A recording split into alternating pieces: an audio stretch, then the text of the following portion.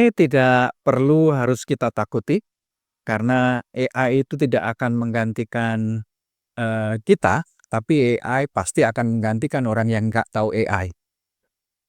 Jadi misalnya kearifan lokal, kreativitas yang berasal dari Sumatera Selatan, dari kota Palembang begitu ya. Jangan-jangan misalnya, sekarang yang ada kan pempek kapal selam gitu. Nah, punya pikiran membuat pempek kapal tanker misalnya perancangan produk. Anda tidak akan tahu seberapa besar dunia ini. Merantaulah dan pahamilah bahwa untuk memperoleh angka 10 itu tidak harus 5 tambah 5, tapi bisa 7 tambah 3, 2 tambah 8, dan sebagainya dan sebagainya.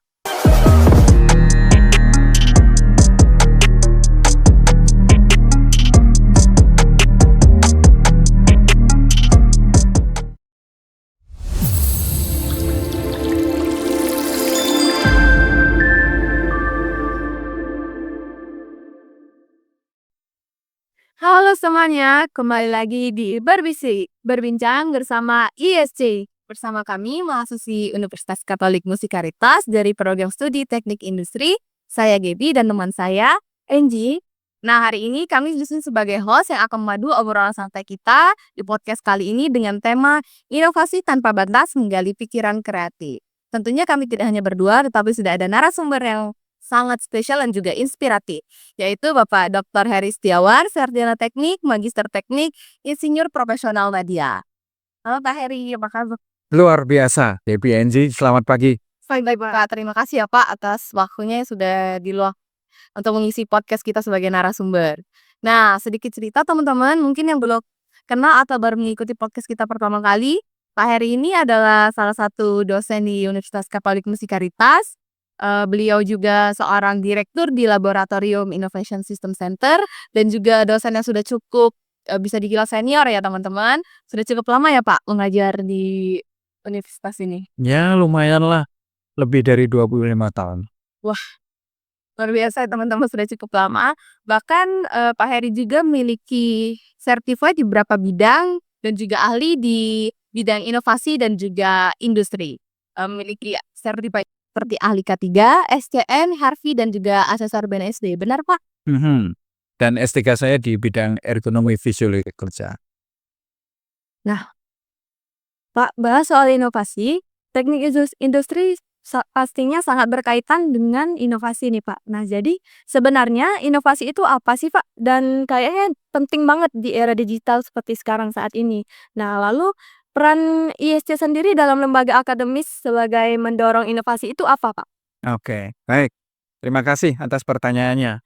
Inovasi, saya ulangi secara garis besar atau bahasa sederhana adalah doing new thing, melakukan sesuatu yang baru. Dan inovasi ini lahir kalau ada kreativitas. Kreativitas itu thinking new thing atau berpikir sesuatu yang baru.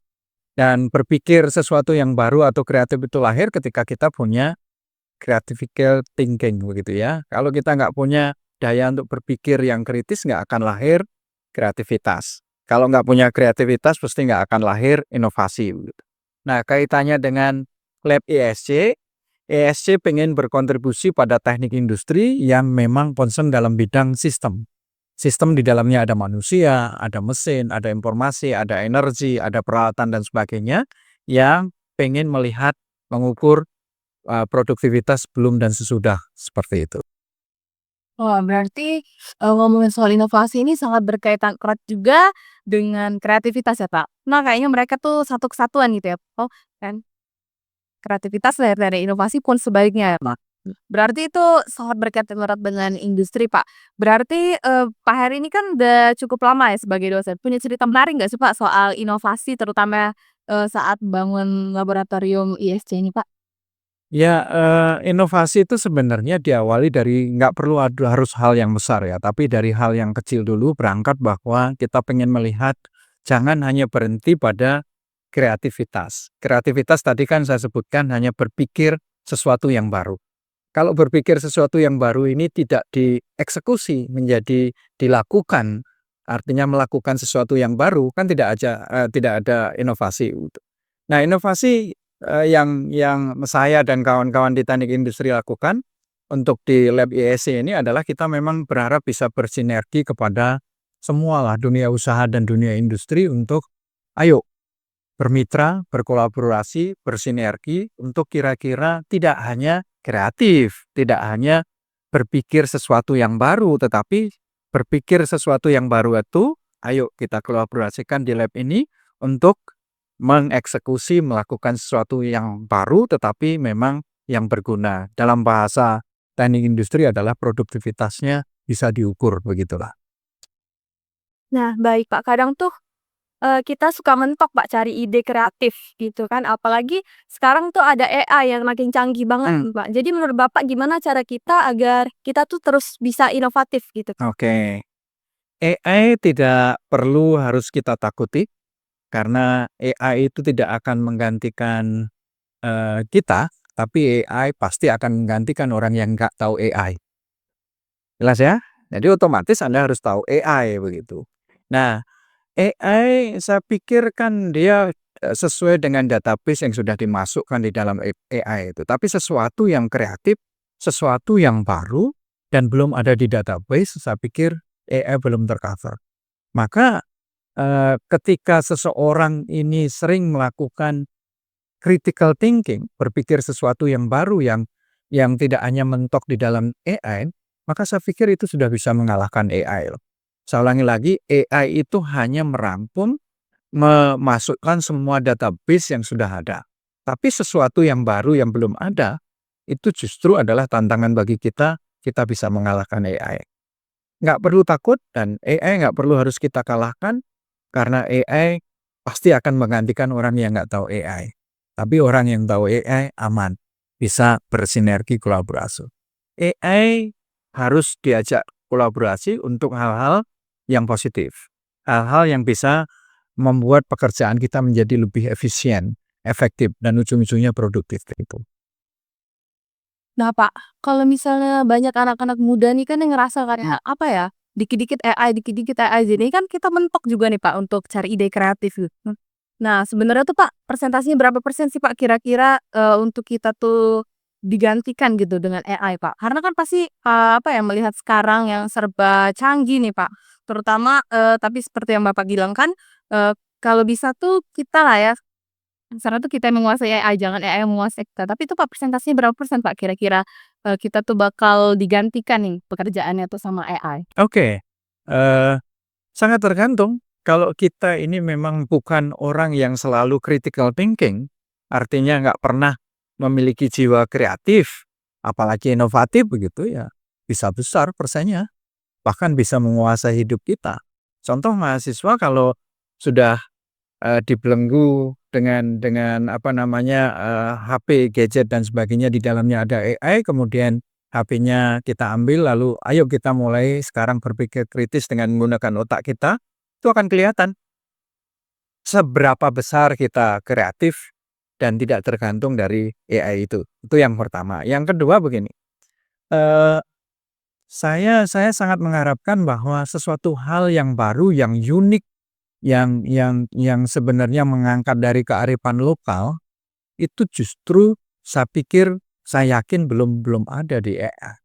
Jadi misalnya kearifan lokal, kreativitas yang berasal dari Sumatera Selatan, dari kota Palembang begitu ya.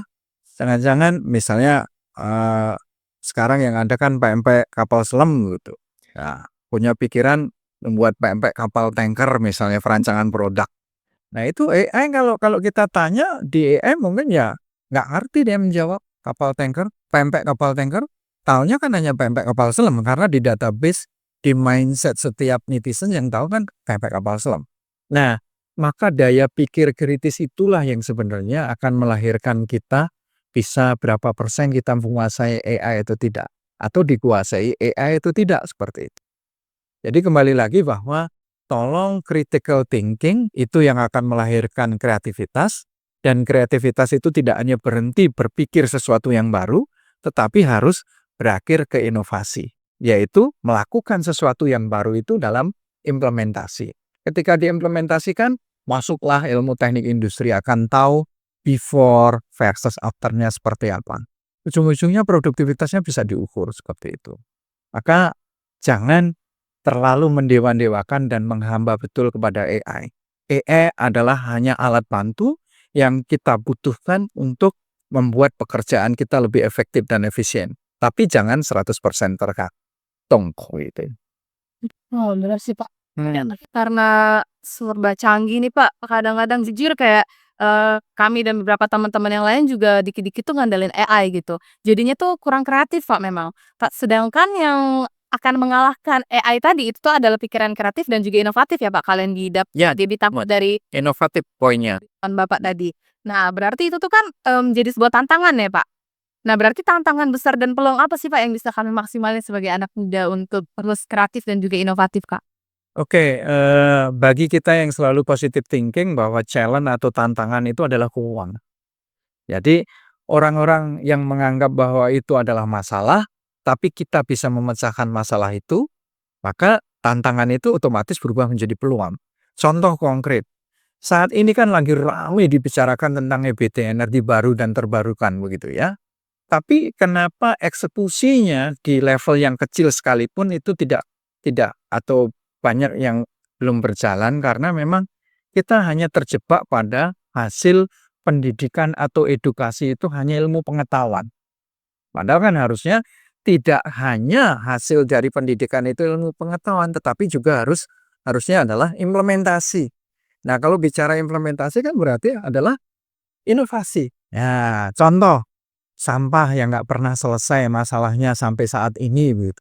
Kan sebenarnya bisa dibuat menjadi energi baru dan terbarukan dengan skala inovasi yang sesuai kapasitas dana yang kita miliki. Nah, tantangannya ini yang menurut saya biasanya perguruan tinggi itu hanya berakhir pada pengetahuan, knowledge.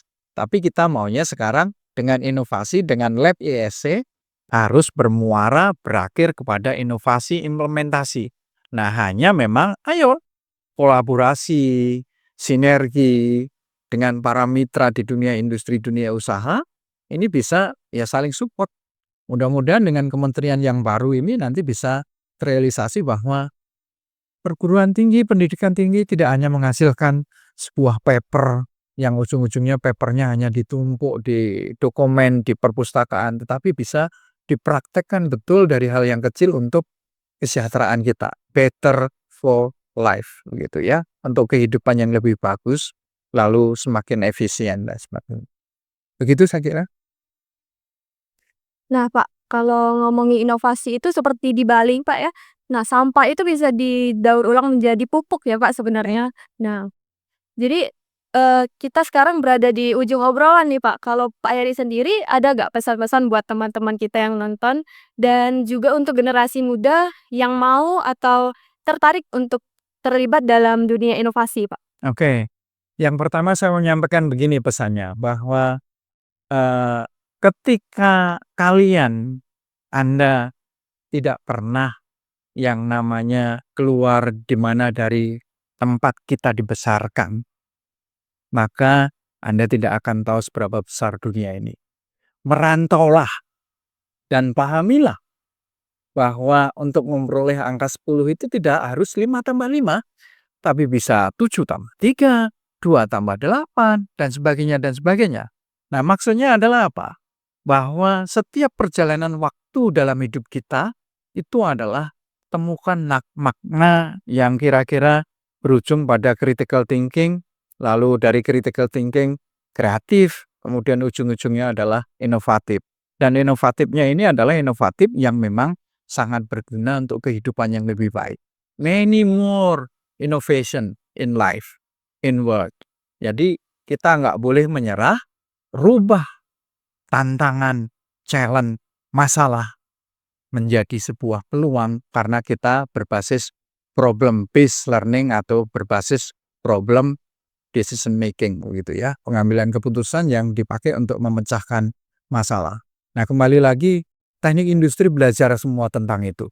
Terkait dengan bahwa teknik industri ini dia merasa bahwa semua atau dunia ini akan menjadi lebih baik ketika kita bekerja sama dengan semua multidisiplin keilmuan yang berangkat dari terintegrasi sistem dari manusia, mesin, peralatan, energi, peralatan dan sebagainya seperti itu untuk ujung-ujungnya adalah harus mulai bisa mengukur produktivitas. Dan produktivitas itu tidak hanya teori loh, harus bisa diukur bahwa apa treatment atau intervensi yang kita lakukan itu berdampak kepada peningkatan produktivitas seberapa besar. Lalu treatment untuk perbaikan itu harus berangkat dari desain. Dan desain itu berarti berangkat dari inovasi tadi. Tidak hanya berhenti di kreatif, inovasi, tapi inovasi ini harus berujung pada peningkatan kesejahteraan ke kehidupan manusia yang lebih baik di dunia ini. Dimulai dari diri kita, dari hal yang kecil dulu. Seperti itu. Kami mengundang semuanya, silahkan dunia usaha, dunia industri, mitra, dan sebagainya. Lab ISC terbuka untuk berbicara tentang inovasi yang konkret. Tidak hanya knowledge, tapi juga implementasi dari knowledge itu. Demikian. Menurut Ibu sangat inspiratif banget, Pak. Karena banyak dari kita tuh yang hanya mau bergerak di zona nyaman, Pak. Yang artinya kita tuh kayak, ya udah deh cukup kayak gini aja, nggak mau berpikir kreatif, inovatif karena kayak ngerasa, ya udah itu bukan bagian kita, tapi bagian orang. Tapi yang dari Pak Heri sampaikan tadi, bahwa semua kita kalau mau sampai di inovatif, tapi juga harus dikembangkan lagi ya, Pak, Ya, diimplementasikan. Ya. Thanks ya, ternyata udah di ujung obrolan banget nih teman-teman. Dan semoga pesan-pesan yang disampaikan oleh Pak Heri tadi bisa berbuah baik bagi teman-teman kita yang menonton. Dan juga terima kasih Pak Heri sudah meluangkan waktu untuk datang dan mengobrol bersama kita di sini. Juga berterima kasih kepada tim ISC yang turut membantu. Terima kasih juga kepada teman-teman yang menonton video ini sampai akhir. Juga untuk teman-teman yang mau request topik maupun narasumber, boleh langsung ketik di kolom komentar kita. Nah, juga jangan lupa untuk like, comment, and share video ini.